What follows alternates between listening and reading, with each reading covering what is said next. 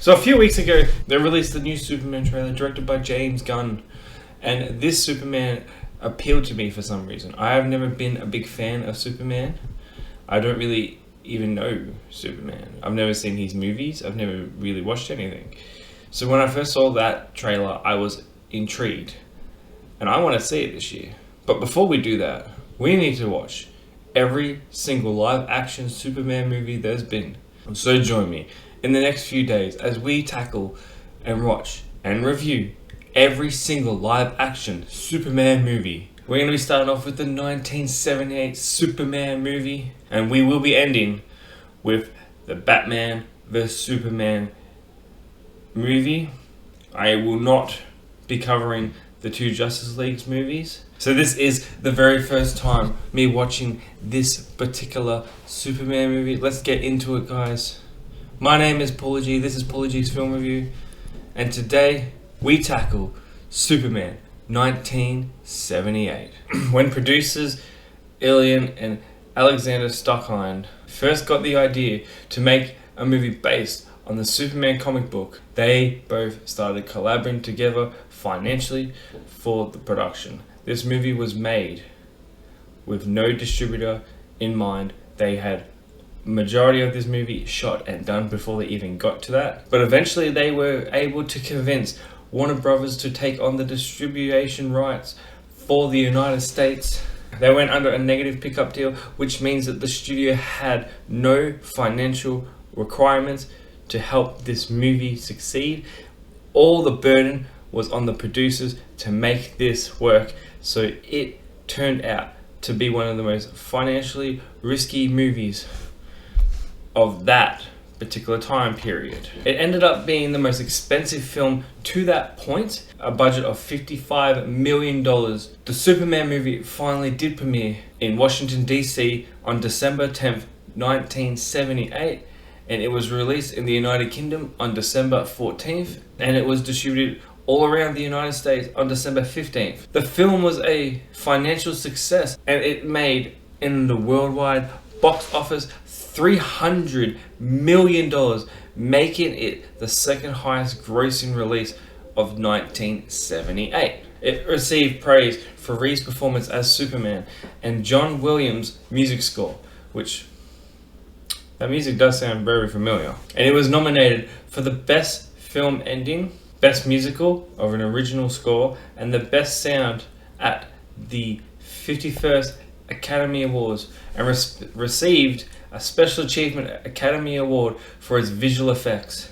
Groundbreaking in its use of special effects and sci-fi storytelling, this film it received a Legacy Award and was added into the Library of Film in 2017. It stars Gene Hackman as Lex Luthor, Christopher Reeve as Clark Kent / Superman, Margot Kidder as Lois Lane. There are three main stars of this film. Gene Hackman refused to shave his head for this film. As we all know, Lex Luthor is a bald man, but Gene refused to shave it. He refused to wear bald caps or shave his head. So instead, they made his hair, his natural hair, into different styles, so it looked like he was wearing a wig piece the entire film.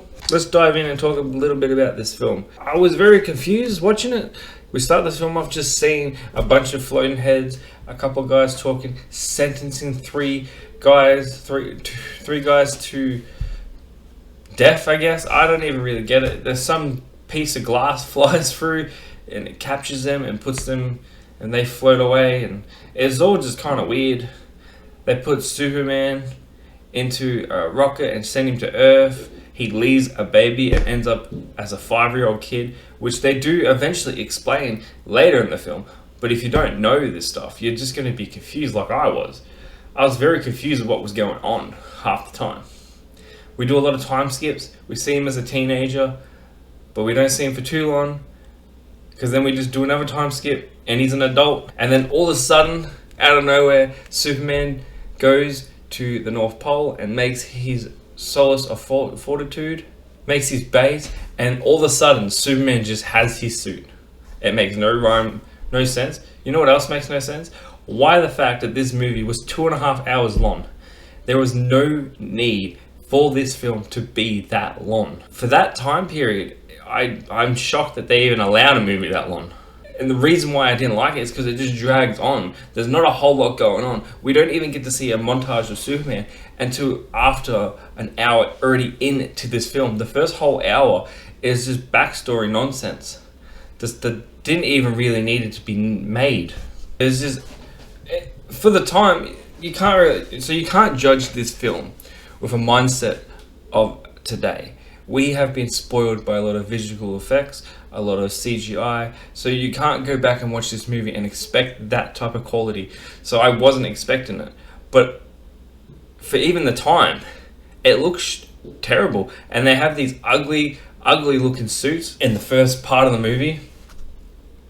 And frankly, it kind of hurt my eyes to look at it. It's ugly looking suits. But regardless, the movie it didn't end up standing up to any quality. I have been told by many people online, I did put a poll up, and this is why we're doing this, but I got told by a lot of people that these first couple of movies, in fact all the Superman movies, are very bad. I didn't think this was super bad, but I thought it wasn't great. But did you know that Christopher Reeve was not the first choice to play Superman? The actual first choice was Burt Reynolds. But there was many other actors in consideration for the role: Clint Eastwood, Steve McQueen, Nick Nolan, James Caan, and many others. And that's kind of shocking. Could you imagine Burt Reynolds with his little mustache and the Superman logo on his chest? That would have been hilarious. So the whole plot about Superman being sent to Earth, and then him just kind of learning how to be a human, and then him finding out that he has powers and all that stuff leading up to the end. Actually, makes 2 rockets. He steals 2 rockets coordinates, and he sends them both to different parts of the US, hoping that Superman would not be able to stop both. But Superman does stop both. And it was an okay plot. So for the plot, I will give it a 7 out of 10. The casting was perfectly fine. I had no issues with the casting.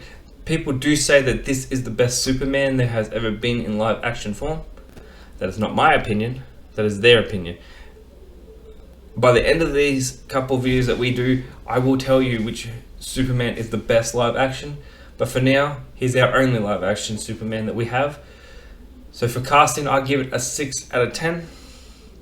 Cinematography, again, you can't judge this film for what we have today. So for the cinematography, even though I didn't think it looked very good, I'll give it a 5 out of 10. Entertainment, I was very not entertained. I was bored for a majority of this film. The plot, and just the overall experience was just boring to me. The whole first hour of the backstory was kind of boring. The only fun part I found that was interesting was when we have that little montage of Superman doing all these superhero things. Stopping a car chase, saving a cat from a tree, doing all these cool things. So entertainment, I'll give it a 4 out of 10. Which brings me to my overall thoughts on Superman 1978. And I'm going to give it a 5 out of 10. I don't think it's incredibly bad, but I don't think it's incredibly good either. So it gets a medium score. I do not ever plan on watching this movie again. I wouldn't even recommend you to go see this film. But if you've seen it, let me know down in the comment section below, what did you think of this film. If you've watched to this point, I want to say thank you. I want to tell you to stick around, because tomorrow we're going to be checking out Superman 2. For all of my social medias, links are down below, so go follow me on all social media platforms. Whatever you're on, I can guarantee I have an account there. Follow me. Make sure you hit that like, subscribe, hit the bell, stay notified. I want you to come on back, because each day for the next couple of days we are going to be doing a Superman movie. Tomorrow's Superman 2. Until then, guys, be well, stay safe, have yourself a beautiful day, and I'll catch you guys tomorrow. Bye.